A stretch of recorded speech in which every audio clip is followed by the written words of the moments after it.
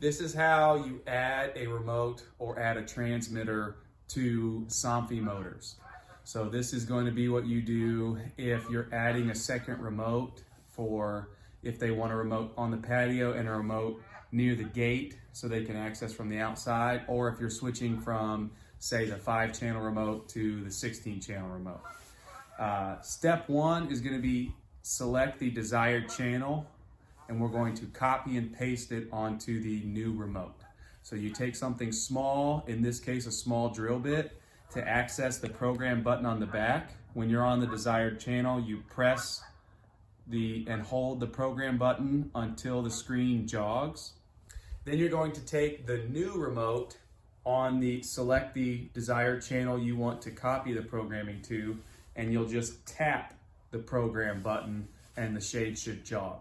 And then you'll want to test that the shade now responds to the new remote.